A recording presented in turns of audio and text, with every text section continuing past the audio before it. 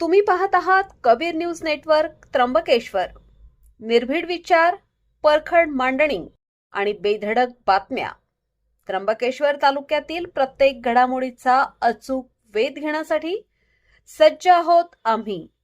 तालुक्यातील ताज्या अपडेट्ससाठी आता सबस्क्राईब करा कबीर न्यूज नेटवर्क त्र्यंबकेश्वर. मुख्य सचिव राजेश अग्रवाल यांच्याकडून त्र्यंबकेश्वरमधील विकास कामांची ऑन द स्पॉट पाहणी. नमस्कार, मी अमिता गावंडे.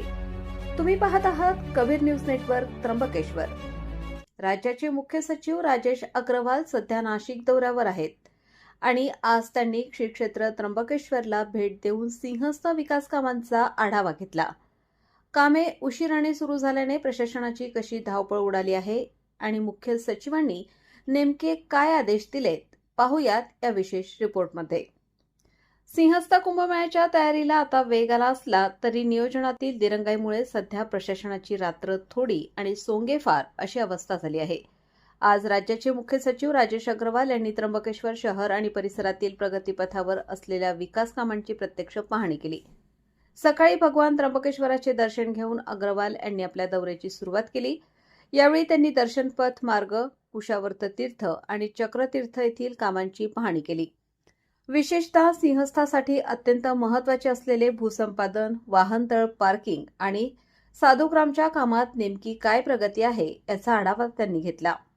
या पाहणी दौऱ्यात मुख्य सचिवांसोबत सिंहस्थ कुंभमेळा प्राधिकरण आयुक्त शेखर सिंह, नाशिकचे प्रांताधिकारी GVS पवन दत्ता, तहसीलदार गणेश जाधव, मुख्याधिकारी गोविंद जाधव, निवासी नायब तहसीलदार सुनील पवार, शहर अभियंता स्वप्नील काकड, सार्वजनिक बांधकामचे उपविभागीय अभियंता विजय बाविस्कर आणि उमाकांत कुमावत यांच्यासह इतर वरिष्ठ अधिकारी उपस्थित होते. नाशिक त्र्यंबक 6 पदरीकरणाचे काम आधीच सुरू झाले असले तरी शहरातील अंतर्गत कामांना मात्र बराच उशीर झाला आहे. अंदाजपत्रके आणि बैठकांच्या फेऱ्यात वेळ गेल्याने ऐन उन्हाळ्याच्या शेवटी ही कामे सुरू झाली आहेत. आता जिल्ह्यात अवकाळी पावसाने हजेरी लावल्यामुळे पावसाळा सुरू होण्यापूर्वी ही कामे पूर्ण करण्याचे मोठे आव्हान यंत्रणेसमोर आहे. मुख्य सचिव राजेश अग्रवाल यांनी सर्व यंत्रणांना कडक भाषेत सुनावले असून कामे केवळ वेळेतच नाही तर ती पूर्णपणे दर्जेदार झाली पाहिजेत अशा सूचना दिल्या आहेत. मुदतीत कामे पूर्ण न झाल्यास त्याचा फटका आगामी नियोजनाला बसण्याची शक्यता नाकारता येत नाही. ही होती त्र्यंबकेश्वरमधील सिंहस्थ कामांच्या दौऱ्याची सविस्तर माहिती.